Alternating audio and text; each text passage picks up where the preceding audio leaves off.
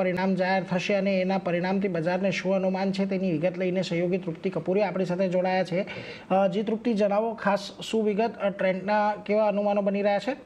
તો આવતીકાલે નિફ્ટીની દિગ્ગજ કંપની ટ્રેન્ડ પોતાના Q1 FY26ના તેઓ પરિણામ જાહેર કરશે। અનુમાન પર ખાસ કરીને નજર કરશો તો વાર્ષિક ધોરણે કંપનીનો નફો જે છે અહીંયા લગભગ 26% ઘટવાના અનુમાન આપણી સમક્ષ આવતા જોવા મળી રહ્યા છે અને 288 કરોડ પર આપણે નફો જે છે તે જોવા મળી શકે છે।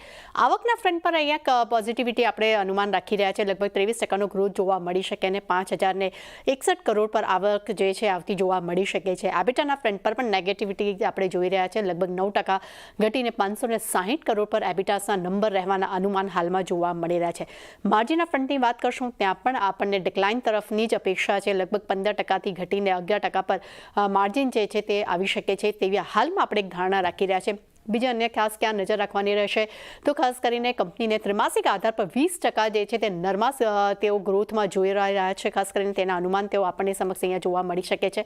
ખાસ કરીને કંપનીના LFL ગ્રોથની વાત કરશું ત્યાં પણ 4%નો ઘટાડો આવી શકે છે।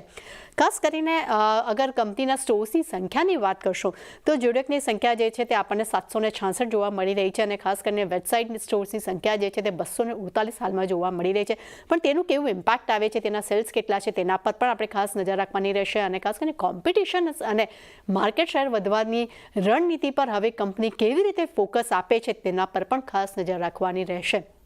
પરંતુ ઓવરઓલ હાલમાં ટ્રેન્ડના પરિણામ જે છે ત્યારે આપણને થોડા નબળા તરફ આવતા જોવા મળી શકે તેવા અનુમાન હાલમાં જોવા મળી રહ્યા છે। જી તૃપ્તિ, આભાર અમારી સાથે જોડાઈને સમગ્ર વિગત આપવા માટે। તો થોડા નબળા પરિણામોની અપેક્ષા એક બનતી દેખાઈ રહી છે એટલે એના પર એક ફોકસ ખાસ કરીને રાખતા રહીશું, પરંતુ આગળ